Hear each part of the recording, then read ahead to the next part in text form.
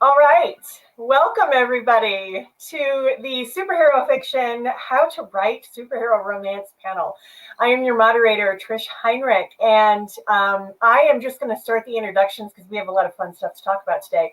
Before I begin, I want to remind everybody watching and listening that this is an NSFW panel. We are going to be talking about a lot of things. We're going to be dropping a lot of four-letter words. So if you have little ears, if you're at work, you might want to consider putting some headphones on. If you blush very easily, I can't help you with that. Let's start introductions with Manda.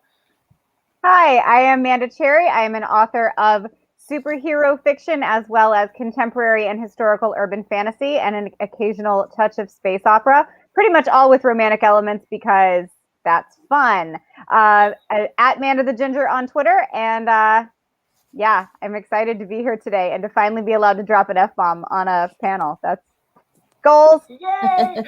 Bucket list. Laura, what about you? Introduce yourself. Tell us a little bit about you. Hi, I'm Laura Mowry. My debut superhero romance novel comes out next month on July 22nd. I'm very excited to be here amongst all the greats. Hi. You can find me on Instagram and TikTok at Laura Mowry Author, and I'm really excited to be here. Also to drop some F-bombs. Yay! Yay! And all the way from Australia, and she needs all the props that we can give her because it is butt crack early there. Lana, go ahead and introduce yourself and tell us a little bit about you. I'd like to think that this is abnormal for me, but I do get up super early anyway. So I'm Lana Paherchik. I'm from Australia, in Perth, all the way down in the west. Usually it's nice and sunny here. It's one of those places. I write superhero romance, and I also write fantasy and paranormal romance. So it's very, very romancy, as I'm sure we all do. Awesome. I know, surprise. You can find me at Lana_P_author at Instagram. Nice and easy. You don't have to spell my last name. So that's it. Awesome. Krista, you have the lovely golden locks. Tell us a little bit about yourself. Hi, I'm Krista Tomlinson, and I'm a romance author, and I have enjoyed wearing different color hair for each day of the panel. I'm currently underway with my first superhero romance. The first novel is already out, Blaze, #1 in the Arc City Guardians, and the second one comes out next month. And I also have just a short little novella series that I just kind of publish a story to whenever I'm in the mood for it, and the first one of those is out as well. So you can find me if you want to hang out and chat superhero stuff. I'm on Twitter at Krista T Romance. Awesome. And Deborah, tell us a little bit about yourself. Thank you. I'm Deborah Jess, and I live in Florida, also very warm, not always sunny. And I write both superhero romances and science fiction romance. I have 5 superhero romance, 2 novels, 3 novellas. It's all part of the same shared universe, but there's like one main couple for the novels, and then you get all the ancillary characters for the novellas. And I started publishing those back in 2015. And I do have the last novel that I'm working on, as well as the last novel in my science fiction romance, which hopefully will be out early next year, I think. It's a traditionally published, so I don't know. I'm so used to being an indie publisher that now working for a trad publisher, I'm like, I don't have control here. I don't know what's going on. Yeah, I'm Trad Pub too, and exactly, I'm like, I would love to tell you the pub date of this thing, but they didn't give it to me yet, so I got nothing. I turned it in. I know, it's like I haven't even gotten edits back on book 2 yet. I'm like, and I'm just, I just want to finish these books. But they're coming, so that's a good problem to have in some ways. Yes, they're there. They're there. In here, but I mean, they're there. Yeah.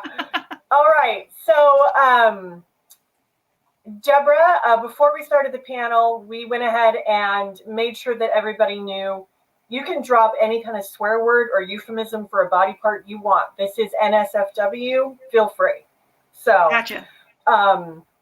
And also, panelists, I know I said this in my email, but if there is anything that you're uncomfortable talking about or you just want to pass on, that's totally fine too. Because some of us here, we write, some of us write really steamy and erotic, some don't, some are in between. So wherever your comfort level is here on talking about sex and writing romance, just go with that flow. So, the first thing I want to ask you guys is, what are some of the unique challenges that have come up for you in writing specifically superhero romance? Because it is a kind of unique niche. Manda, you want to take that one first? Yes, please. The big thing for me is the power dynamic as far as it informs things like consent and agency. If you've got one character that is superpowered and one character that is just like a normal, regular, everyday human, making sure that the relational dynamic puts them at an equal place of power in an intimate situation, I think is something that authors of other romance subgenres don't have to deal with. Normally, you've either got two normal people or some variations of normal people that couldn't necessarily lead to, well, I'm Superman and I can do what I want with you. Let us do what I want. Superman, I use as the example there because in good depictions of Superman, Lois tends to have all the relational power.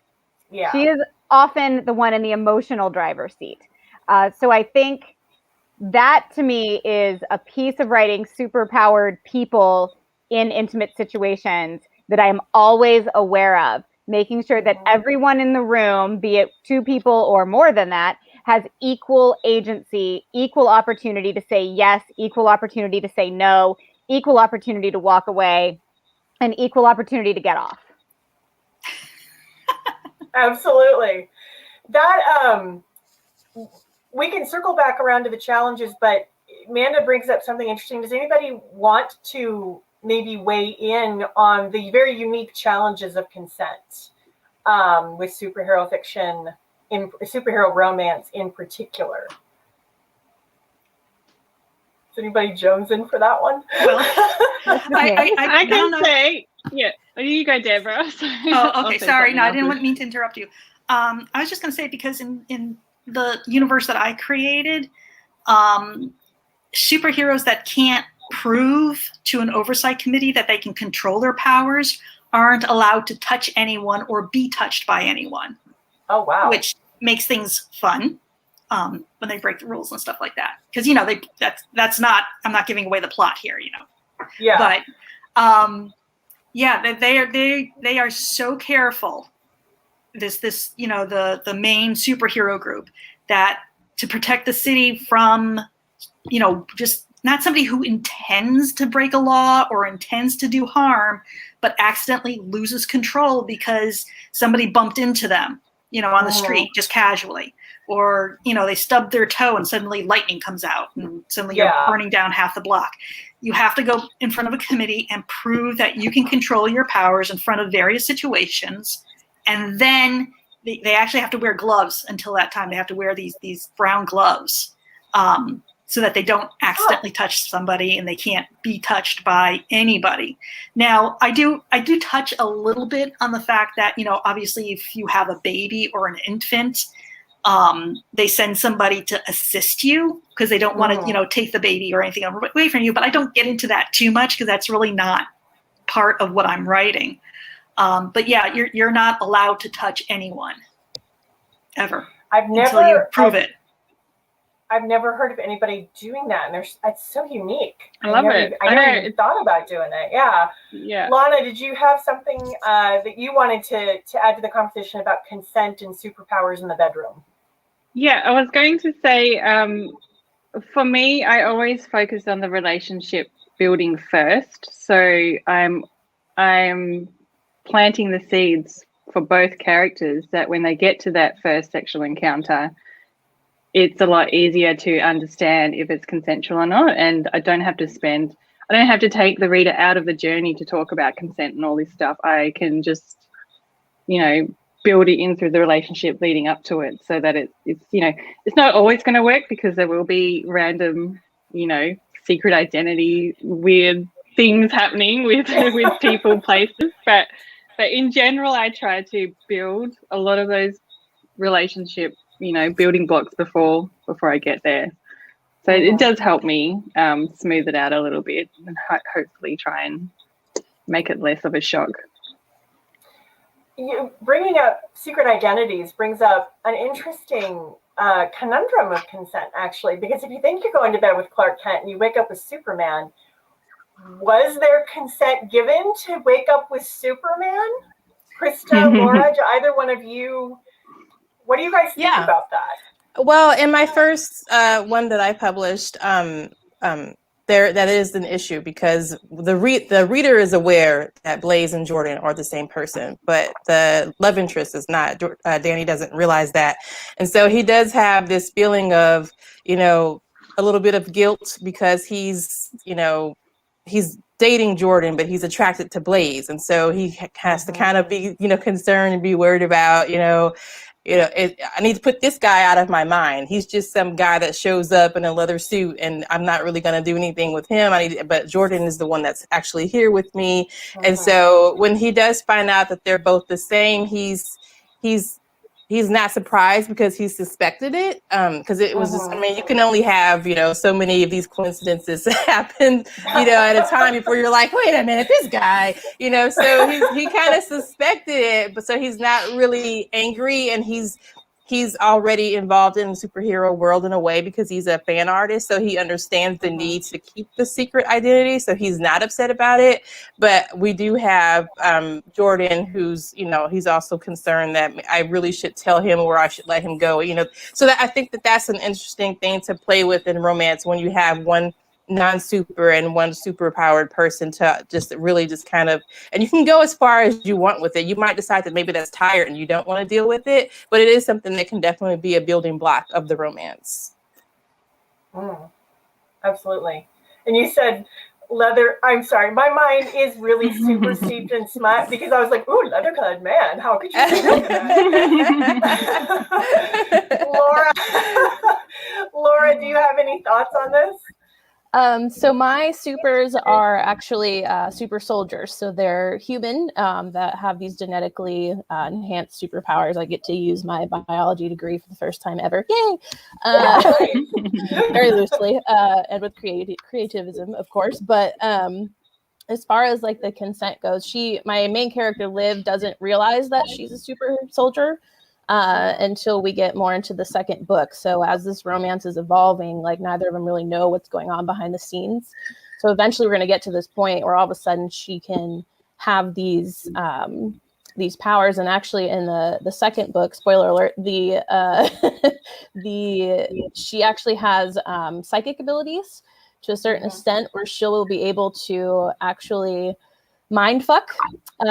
She can from distances, so she'll be able to stimulate different parts of the brain to actually make it feel like you're actually having sex, even though you're not physically together. So, that actually consent. How do you guys consent around that? The good news is that they don't know it's happening, so they both think it's a dream. They've already been together plenty of times, so it's not like a brand new experience for them. But she's only able to do it with certain people that she's connected to, so it's not like anybody in the world she can just go in and do this. And there's limitations, of course. But as far as consent goes and the rest of the story, I'm very much a direct approach. I build the romance first, and then when things start getting hot and heavy, I have a scene where she's like, God, I'm so ready for this. So it's, it's very obvious and direct that consent is there. That's awesome. I really love and appreciate authors that can weave that into the relationship. It's a part of their build up to that. And even I've read several where it's part of the dirty talk. And I am so here for that. Like dirty talk in general, I'm like, yeah, but when you can weave consent into the dirty talk, I'm like, oh my God, that's even better. I just did a bit like that. That's basically the one character's like, tell me what you want. And the other character's like, you need to say it first. And she's like, what, wait, And she's like, because if I say it, there could be magic behind it and it could force your hand into doing something that maybe you wouldn't have thought of. So I need to hear it out of your mouth first so that I know that's good. what we're doing here is also what you want to do. And so the girl's like, oh, well, then I want to fuck you. And she's like, good, because I want to fuck you too. Let's get on with it. But it is awesome. exactly in that moment. It's like, this is about to get really good. Tell me what you want. No, I want to hear you say it first. And that is how I build that into the moment. Which can also be hot, right? I mean, it's like, that's the thing is people, I was talking to a friend of mine about this because she was asking, she's like, what is it lately with like, I read a romance book and like the guy's like, oh, hold on, press pause, I have to get a condom, or, you know, tell me this is okay. And she's like, just do it. I'm like, no, like if it's well done, it's actually kind of hot. Like you can do it in a really well done way. And I was like, what books are you reading? Because the ones I'm reading, they do it really well. So we're already talking about sex. I want to talk about the sexual elephant or bomb or bat guano that got dropped on fandom recently. You see my display name right there. Yes. Let's do that, yes. Apparently, and I don't remember who said it. I think it was an exec or a writer at DC that basically said that Batman doesn't do oral sex, and which to me, I'm like, first of all, it's a very odd line to draw in the sand. Like, why would you do that? But it's interesting to me because I feel like it's part of a larger problem within genres like superhero or even science fiction, where kissing books or sex, there's a shame and a snobbery around it. So I want to talk about that. What is the deal? Why is there all this shame and snobbery, in particular when it comes to romance, when it comes to sex in romance? Misogyny. Yeah. Misogyny. What she said. Really. Done. Next question. Fiction written by women for women has got to be trashy. Yeah. I think this is around all romance, not just, you know, from the dawn of time. Anytime a woman has wanted to take her own sexuality into her own hands has been poo-pooed on. So it's still, you know, mummy porn and this and that, and I've never understood it since I started embracing the romance genre. And even when you hear songs and they're like about romance and falling in love, and you watch a movie and there's about romance, but for some reason when it's a book just for us, it's all we can do, I guess, is just keep going.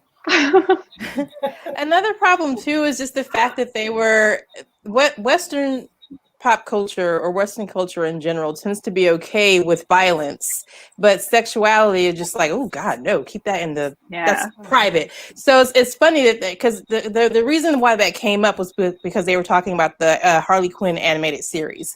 And I don't know if any of you all have watched that, but that is an extremely violent cartoon. I mean, they've got blood splattered all everywhere. King Shark is constantly eating people.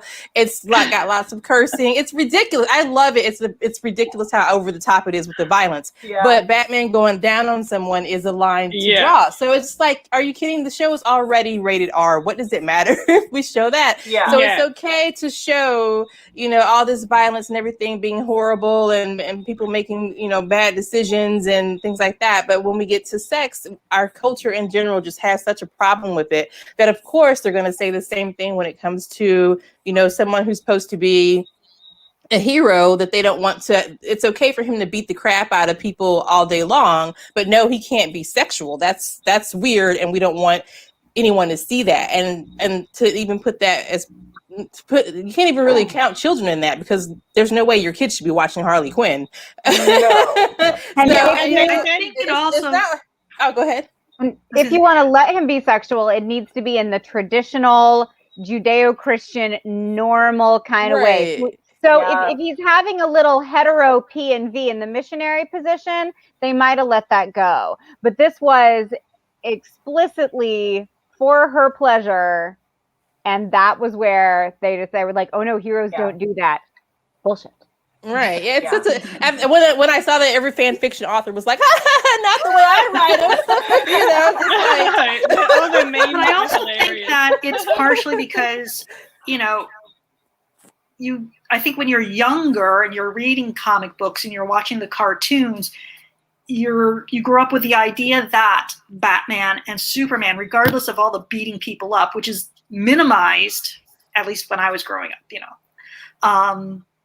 that we're supposed to emulate them. Superman is very moral.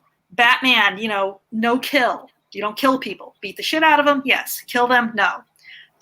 They're supposed to be what we aspire to, and having Batman go down on somebody, that just, I think it just hits you the wrong way because of that puritanical idea that oral sex is evil.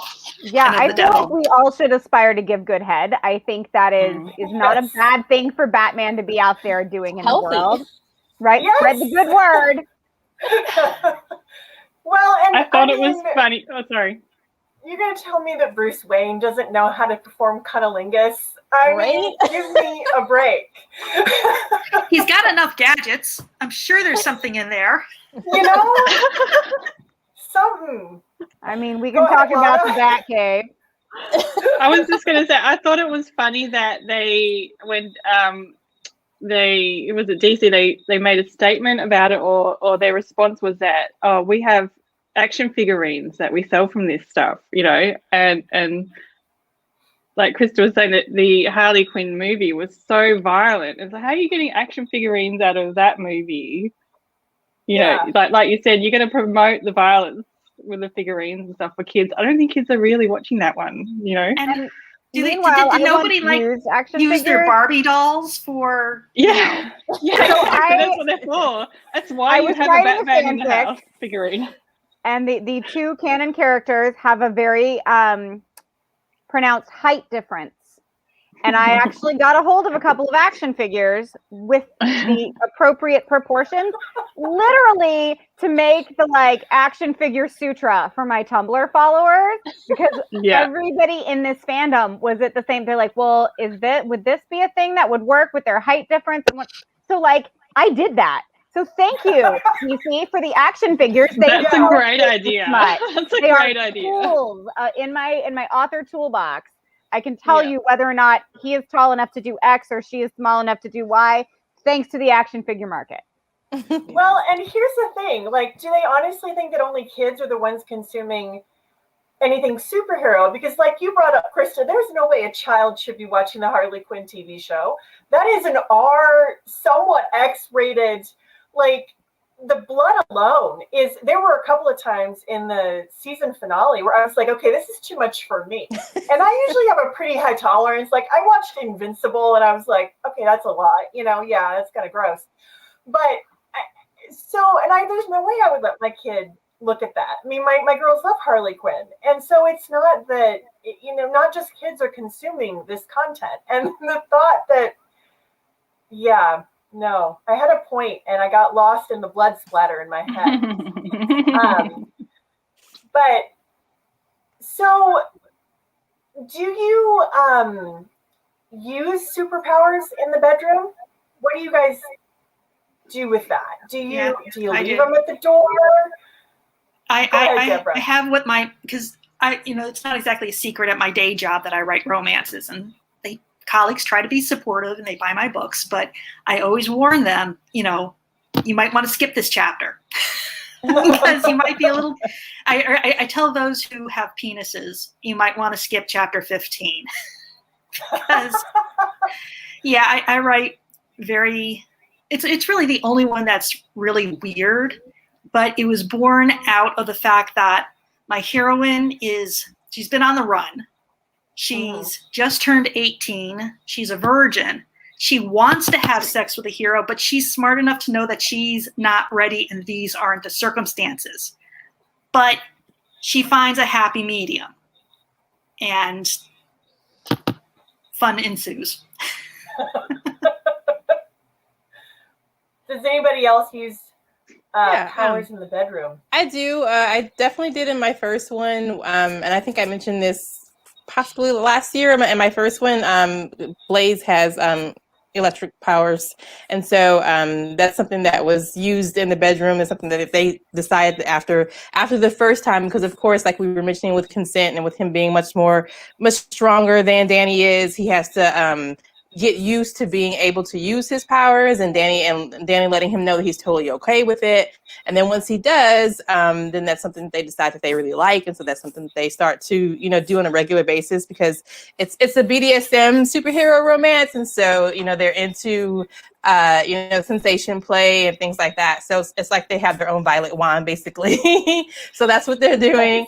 And then in my current book, one of the heroes, his power, its main basis is that he's able to hypnotize people, but as they go along, he starts to realize that he can also kind of use it as like a soothing type thing to like really put him at ease and kind of help maybe guide him into subspace with it, because it's like this whole thing that just he's not hypnotizing him. They do have to work with that with the consent as well, but it's just like it really sets up this like a mood stabilizer basically to really calm him down and help ease him into it. So it's been fun writing that and just making sure that, because the one thing that I didn't want to do was just like make that the whole point of it. Like I don't have a problem with gratuitous sex at all. Like if that's what you want to do, like put it in there, go for it. But I wanted it, but I also want to try to make it work with the plot. So as I was building the series, I tried to give each hero a power that could be used in the bedroom in a certain way. So so that was so each book got like, okay, this is your main kink, and this is your power, and this is how they're going to work together. So basically each one of my books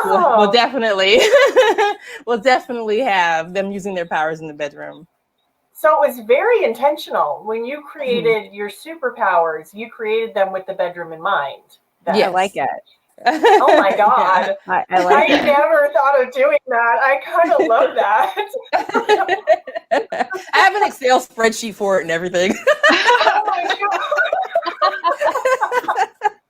It's like power, kink, and then it goes down for each hero. Oh my word. That should be bonus material. I'm serious. That's awesome. Oh my goodness. Okay. Anybody else use powers in the bedroom? Sorry, you go. I have ideas. One I'm most excited about is for my 6th book in the series. So it's going to be a minute, but she has the ability to manipulate thermal energy. And it's a female, so dealing with the male aspect of heat and cold and all sorts of different ideas that I'm currently researching. But that's what I'm most excited about for now. But that's coming. Awesome. I want to circle back to search histories in a second. Lana, go ahead.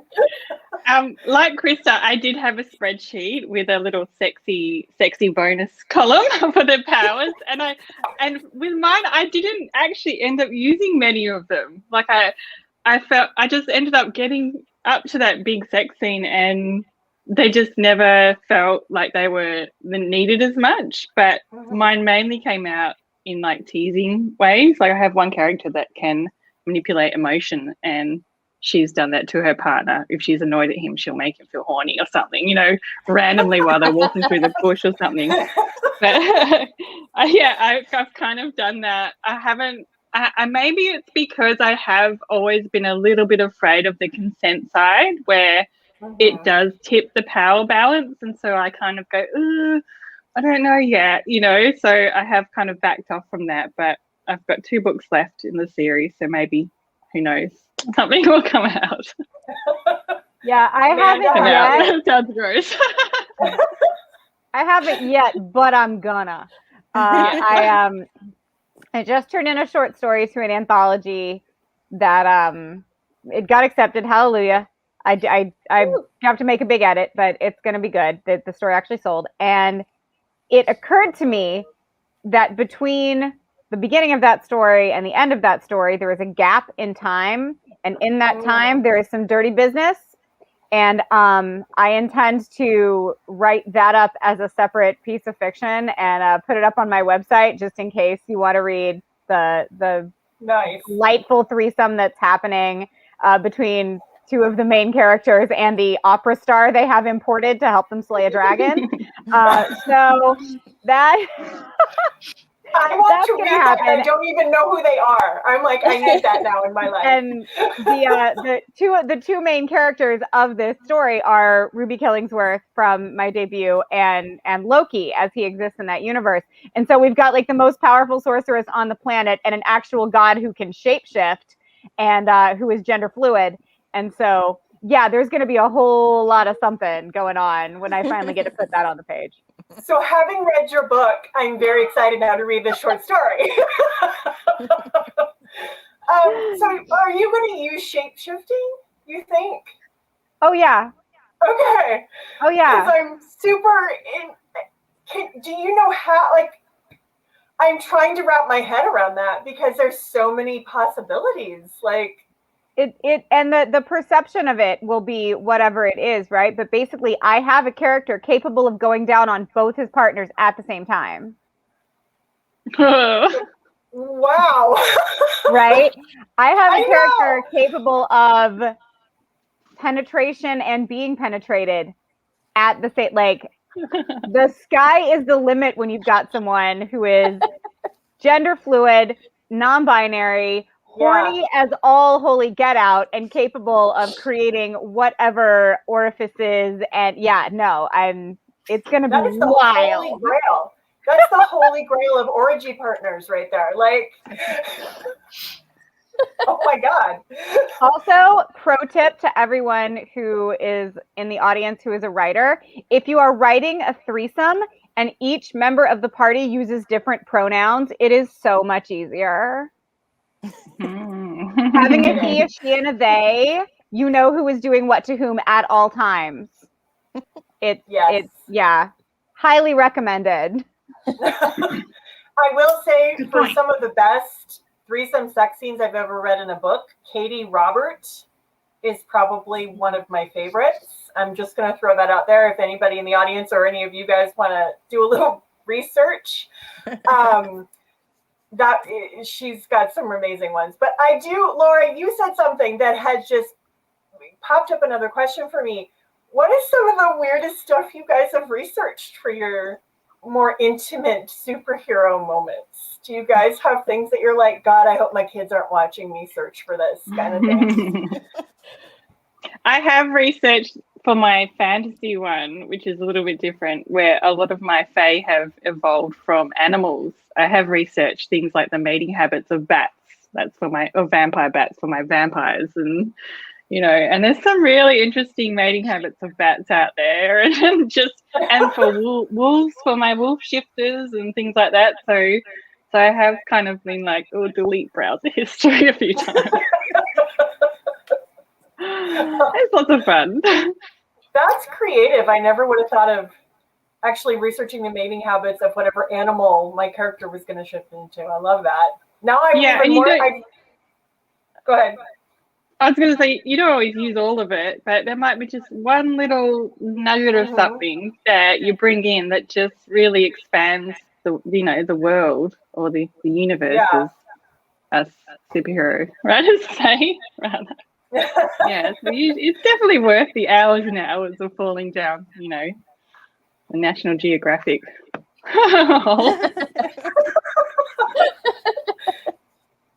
Anybody else want to chime in and give us a peek behind the research curtain? Well, I do a lot of anatomical research because my blood surfer can transport herself into your bloodstream and cure you of anything. She can, fix your bones, heal a bullet wound, cure the common cold, whatever. She literally can cure you of anything. But to do that, I have to show her as she travels from one part of the body to another part of the body. So I constantly have, these anatomical graphs on my computer so I can figure out if she enters through this vein, how does she get to that bone, and how does she get down to that artery and then get back out again. So that's my. It may not be that weird, but it's definitely outside my realm of specialty. Yeah, and then you get questions of why do you need anatomically correct pictures of the human body? Exactly. Like, what are you doing? Well, it's actually funny because I do have a Has small she ever contingent gone of down readers there? who are nurses, and they specifically love that stuff. They love watching Hannah as she, goes about the human body and doing all of this wild stuff. It's kind of like, I don't know if you remember in the 80s, there was a movie called Inner Space. I loved that movie. Yeah, that's exactly what she does, except without the ship. That's awesome. Nice. I love that. Anybody else have any weird search histories they want to reveal, Amanda? I have a kind of weird one. I'm admitting a lot here today. I write characters who don't all look like me, and different types of bodies are differently melanated. They are differently colored. And if I need to describe this other character with no clothes on, I don't want to be guessing. I don't want to make it up. I don't want to presume what she looks like with no clothes on as a Middle Eastern woman. So there are definitely nude photo Google searches to get a better idea of what bodies from different ethnicities look like without their clothes on, so that I am not guessing at a piece of representation that I could easily foul up and cause trouble and trauma for people. Even my sensitivity readers, like, I don't want them to have to correct me on what color her nipples are supposed to be. So I do search for a lot of nude bodies. So thank you to all the nude Instagram models out there putting yourself out in the world so that I can see what beautiful Black women and beautiful Middle Eastern women look like without their clothes on. Thank you. I wonder how many of us don't think about that we have this very more centric on ourselves and what we're used to our bodies. I love that. That's something that I wonder how many people actually would have thought about. Like, bravo. Honestly, I'm like, huh, have I done that? Do I need to go looking at some photos now? Who do I have? That's a person of color in my books that I have naked. Something that kind of goes along with what Amanda was saying with looking at bodies is what vocabulary words to use to go with that, because a lot of times when you're writing romance and you're writing someone who's excited or something, you might mention they have like a pink blush or something, but that's not going to show up on my skin tone like that. So you have to come up with different words to explain that.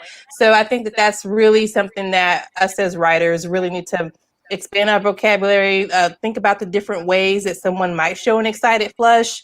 Maybe their skin might, be a warmer tone, or maybe their eyes might sparkle more because we kind of, you have like when you're excited, your eyes get a little brighter. So things like that. So that's something that kind of really goes along with that, is just making sure that when you're writing a sexual scene and you're writing what that body is doing, what words are you using? Because you can't just say, oh, she blushed. You can't use that shorthand. That tends to get used a lot in romance because it's not the same.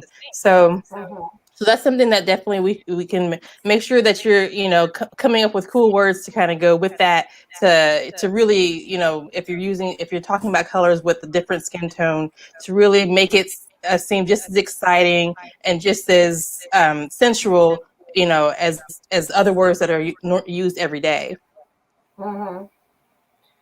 So this brings up something, and I don't have it on the list, but how many of you are familiar with the Twitter account Men Writing Women? Yeah. I think I've seen it shared. I don't follow them. Facebook. I don't, because it's a rabbit hole, but they've been retweeted into my timeline more than once. So what are some, if somebody's in the audience right now and they're like, well, I'd really love to write a sex scene, or I'd really love to put more steam into my novel, but I don't want to step in it and do anything, bad or laughable. And maybe they're men. Maybe, there's a lot of men that actually do write romance. Maybe, they're people that aren't necessarily comfortable writing sex. What pieces of advice would you give these authors, whether it be a man or a novice wanting to write some sex scenes, what is some advice that you would give them? Who would like to dive right in? Well, the first thing is to read romance, because I think a lot of problems that comes up is that people say, oh, romance is easy, so let me just go ahead and write some.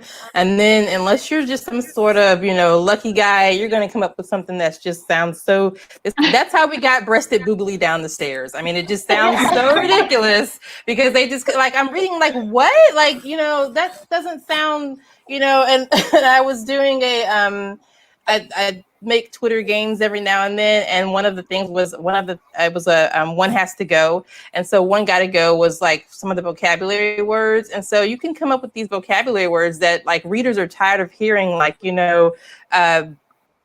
speared. Like, okay, maybe you think that's a cool word to use, but like I personally don't want to be speared with whatever you got going on. Like that just sounds painful to me. Please don't spear me. So especially if you're Superman, I know, right? You might come out the other end. Please don't do that. So you've really got to, think about words that sound sexy, words that make sense, words that people, want to hear. You have words that sound sensual, or if it is a jackhammering type scene, then go for it. But like, at least make sure that it sounds like something that someone really wants to read. Don't just pick up words from anywhere and throw them out there. Think of the flow, think of the vibe, think of the mood that you're setting, and definitely also read romance to really make sure that you learn, how it's supposed to go. The best way of anything is just to read romance. So. And to dovetail off that, pick words that go together. He doesn't shove his cock into her precious flower. Right. Choose words that work together, that keep the same mood, at least paragraph by paragraph. If you're going to use cock, then precious flower isn't your term for the lady business. If you're going to use pussy, then maybe you don't, man wand the other side. Just don't really use that regardless. Yeah, right. An actual wizard with a thing. Like, oh my God.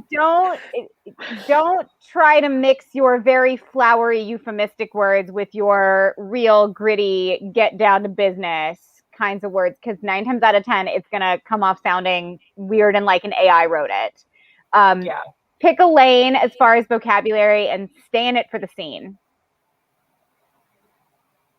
Anybody? Lana, Laura, Deborah? Yeah, I was going to say, for men, I think their default setting is very visual, and women, we have a bit more of an intimate emotional connection. So for me, that the sex scene has always been a good balance of whatever emotional drama or conflict they've got going on before, they're the ones, I guess, kind of like a fight scene, if you think about it like that.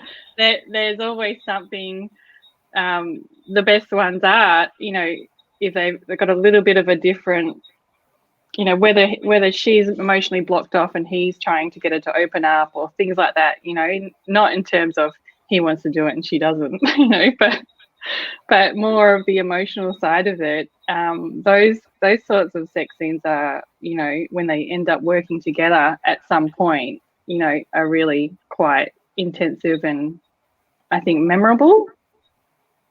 Yeah, so that would be my advice, is to try and think of emotionally what's happening here as well, and trying to sprinkle that through the actual action, that part.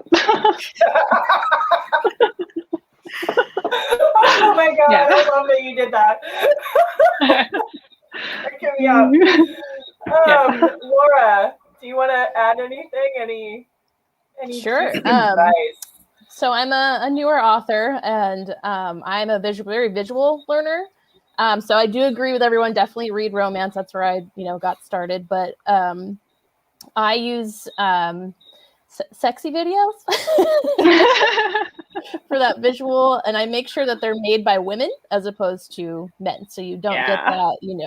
I mean, those are great too, but when you're trying to really get that emotional visual, that really helps get me on the mindset, and then the words just kind of come out from there. So that's something that worked for me. I think that's really important to not guess as well what happens in particular group situations or anything like that. Sometimes I've read some romance books that, you know, don't really quite marry up to the real thing. So it's also important you can to do say your 50 research. Shades. It's okay. Yeah. Deborah, do you have any pieces of advice? My advice would be to pay attention to your characters in the sense of blocking. If you have a heroine who's maybe not superpowered, or maybe is superpowered, but doesn't need to be flexible in their superpowers or what they do, don't have them bend during sex in ways that are just not even so much physically possible, but improbable for somebody, unless they're like, a 16-year-old gymnast. Yeah. If your heroine is a mild-mannered librarian who, maybe works out once in a while, there's only just so far you can split their legs. They can only go so far. Don't have them, because then you're going to wind up hurting yourself. And that's just the blocking. If I'm feeling pain, in my body, reading a sex scene where somebody's doing something that is just making me cringe, that just throws me out. That throws me out of the emotion. It throws me out of the act. It throws me out of the story. So keep in mind how bendy your characters are in correlation to what they can do and what they can do with their powers or not. Absolutely. And how they live their lives. I mean, I just had a mental picture of Mr. Incredible and Elastigirl that I think you all are gonna. I had to share that with you. You're welcome. You're welcome. I am here to entertain. Oh, come on. We were all thinking it. Yeah. No, I really was. Actually, I was like, oh, Elastigirl. Actually, Elastigirl, like, yeah. How would that work? Well, I was thinking of the very, figurine. very well.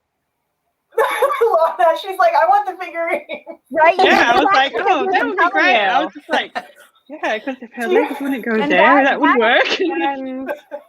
That extends beyond just, yes, absolutely. If your character is not established as a bendy person, don't bend them in ways that it shouldn't happen.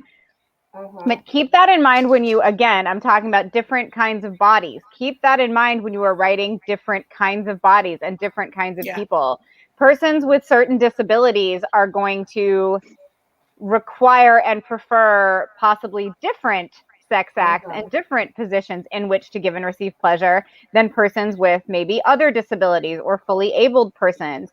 Persons with certain traumas are going to prefer certain acts and want to stay away from other acts. So really look at your characters holistically to understand what their preferences are, what their kinks are, what their actual physical ability to perform acts within those categories are. And really remember to keep them whole people on the page, not just fucking bodies. Yes. I want to offer a resource, kind of piggybacking off what Krista was saying about mixing up your words. I actually use a book because I tend to when I'm writing a sex scene, I only remember like 4 different words for different I'm just like, and that's not going to work. So I actually went out and bought Naughty Words for Nice Writers. And it is a thesaurus by Kara Bristol, and it is all the sex words, all of them. And it even has a section on BDSM. And there were things in here, I was like, I've never seen that word for vagina before. I was like, I wonder how I could use that. Who would say that? How can I write that character? So it was just, but it really it kind of loosened things up for me, because I had a really hard time writing sex scenes at first. And now I'm like, I can write those babies like nobody's business. If anybody in the audience is having problems or kind of trying to figure out where you find the words, Naughty Words for Nice Writers is a very good thesaurus for that. So we have about 10 minutes left, and there's a question. I didn't send it out, but it came to me today, and I thought, oh, this would be such a great question to ask. Can superhero romance be feminist? It's so hard sometimes to find women superheroes with agency who aren't fridged or depowered or the damsel in distress. Looking at you, Mary Jane Watson. So how do we take the superhero genre and the romance genre and make it feminist? Because there are some people that criticize the romance genre, that all it is it's oversimplifies a woman's wants down to a wedding ring, which I disagree with. But I want to hear what you guys think. How, is superhero romance feminist? Why not? I've always made a point to make sure that my female superheroes are the heroes of their own story and not the males. Like all the ones with my males on have a man on the cover. And when I came to the girl book, I thought, am I going to keep it the same and put the dude on, even though he's not the superhero? And then I just realized I do not want to do that. It's going to be about her. I put the girl on the cover, and she has not just the romance, but just like the dudes, she's got her own other struggles to go through that have nothing to do with the romance. So I always make sure that, she empowers herself, and she's just as badass as the guys. So yeah, I think they can be feminist and still be sexy. Yeah, I think for a lot of people who say romance isn't feminist, probably don't read romance, because romance is really or they read really bad romance, or they read exactly from 1984. They read something old before society kind of changed, because for a lot of romance, it is from the viewpoint of a cisgendered woman, and so that's a situation where they are driving the plot. They are driving their wants. They are driving the romance. And so since it's all about them, I think that is extremely feminist, because that's tends to be where those stories go. Not every story, of course, and not every story does it well. Not every story attempts it. But in general, I think that that's what is happening in the romance genre. So I'm not sure that people who feel that way really read a lot of romance or really understand it as well as they think that they do, if they're saying that. When it comes to superhero romances, I think the same thing applies. Now, whether the marginalized character is the one that has the superpowers or not, they're still going to be. They're not going to just be standing there letting things happen to them. I don't think that most people nowadays are writing like that. So they're going to be taking, taking action and making their decisions. So, for example, I haven't gotten to the two female superheroes in my series yet, but for the first one, it's an MM romance, and the non-powered character, he basically tells the superheroes, like, you don't get to make my decisions. Just because you think it's too dangerous for me doesn't mean that that's how this is going to go. I get to make that decision. And so I think that's what's happening in a lot of romances. The romance character, at least not a romance that I want to read, isn't going to just sit there and say, oh, okay, well, I'll let you decide what we should do. I'll just stand here and wait for you to figure out if it's too dangerous for me or not. Like, I would think that most of the characters are going to be saying, yes, I want to be with you, or no, I don't. And yes, I want you to do this to me, and no, I don't. So if they're making those decisions, I think that makes it very feminist. Absolutely. Anybody else? I would say a romance that gives women, that gives non-binary persons, that gives marginalized persons agency in any real tangible way you can point to on the page and say, this is the person making the choices, this is the person driving their own life, is feminist. I think we've started seeing it, hallelujah, so much that we forget what a revolutionarily feminist thing that was not that long ago. The fact that we've got women-led stories of women with superpowers fucking at will, either men or other women or non-binary persons or all of the above, whether or not it's because they're in love and they're looking to find romance, or maybe they just got really heated in the moment. I mean, I hate to reference Buffy, but Faith would go out slaying and come home horny.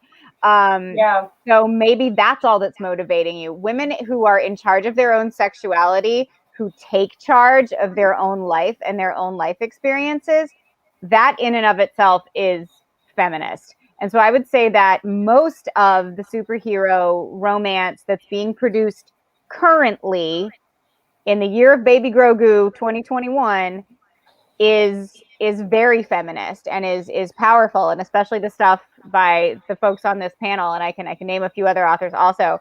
Just like, yes, it absolutely is. And just because it is not like sending an overtly feminist message, there's not like a big suffragette banner on the cover, doesn't mean it's not. Absolutely. Granted, I'm all about a book with a suffragette banner on the cover. Deb or Laura, do either of you want to jump in?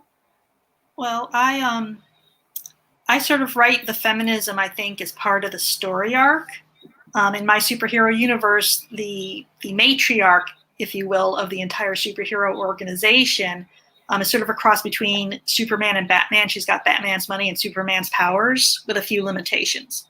Nice. And she's very forthright, she's very powerful, and she can be a bully sometimes. And part of my heroine's growth, in her story arc is by the end of the first book, she gets into a fight with this other person who physically can knock her senseless, but would never do that. But she has the courage to stand up to her and say, "You're wrong. And I'm going to do this because it's my choice, and that is what I am going to do." And the matriarch backs down because she realizes, I can't control this girl. It's not my place, and it's not right. And if I'm going to accomplish what we need to accomplish, she needs to be able to do this. So I write that into all of the arcs of, I would hope all my characters, but specifically for the female characters, part of their arc has to be a feminist thread, from maybe not having enough confidence to gaining that confidence. Mm-hmm. Absolutely. Laura, do you have anything to add before we wrap up? I'm very much the same. My female main character, she gets rescued by him in the beginning, and then by the end of it, he rescues her at the beginning, and then by the end of it flips. So she's doing the rescuing. And I also wanted to make sure that she wasn't strong just because of her abilities. So she comes into her own, gains all this confidence on her own before she even realizes that she has these abilities. So it just kind of adds to the empowerment. I love that. Bit of extra depth. Yep. So we are pretty much out of time. I want to give time for all of you to tell people where they can find you and your amazing books. So let's start at the bottom right-hand corner with Lana. Can you tell everybody where they can find you and where they can find your superhero romance series and your other fantastic books? Yeah, the best thing to do is just to guess my name in a search bar and see what comes up. Usually my books will come up. If you're like Lana and then superhero romance, something will come up. So, or go to Instagram, which was Lana_P_author. Yeah. Wonderful. Krista?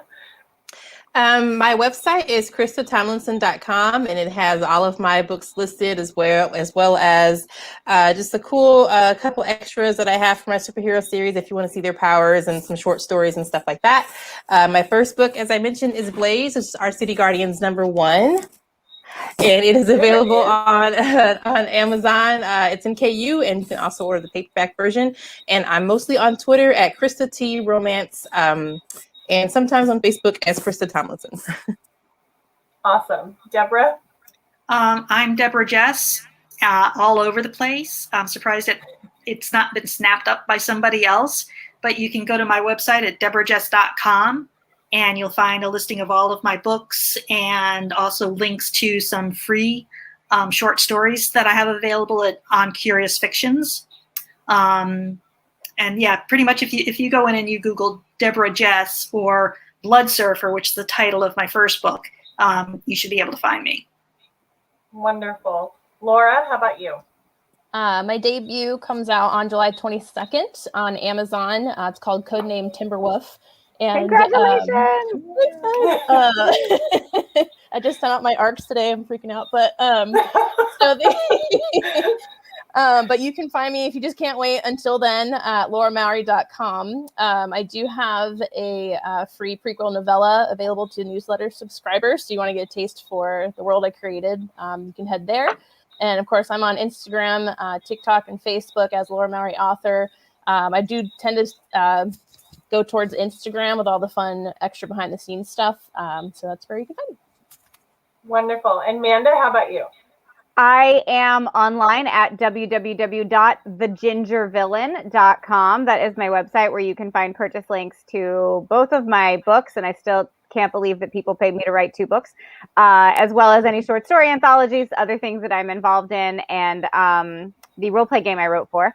You can find a purchase link for that there. Also, I am on Twitter at Manda the Ginger, and I'm there a lot, mostly tweeting about books and parenting and my adorable dog and Star Wars. Otherwise, I am also on Facebook, facebook.com/thegingervillain when I remember to use it. And I'm on Instagram under my roller derby name at Heidi, your boyfriend. And that is mostly pictures of my boat. So if you want to see sailboat pictures, that Instagram is the place for you. Awesome. And it is a beautiful boat. I love your boat. I love her. I love her. And I am Trish Heinrich. You can find me at trishheinrich.com. And you can also find my books, not only on my website, but you can go to superhero-fiction.com right above me. And you can also find my urban fantasy superhero series there. And which is good. Thank you. And you can pre-order my first superhero romance book. I'm so excited. It is up on my website. You can pre-order it. That's The Celestial Superheroes. And you should, if you're looking for books, go to Superhero Fiction anyway. We're having a 99-cent sale this week. Go buy all of them. Thank you for hanging out with us and talking about romance. We have another romance panel tomorrow, and there's all kinds of other shenanigans going on today. So stay tuned. We'll talk to everybody later. Thank you. Thank you. Bye.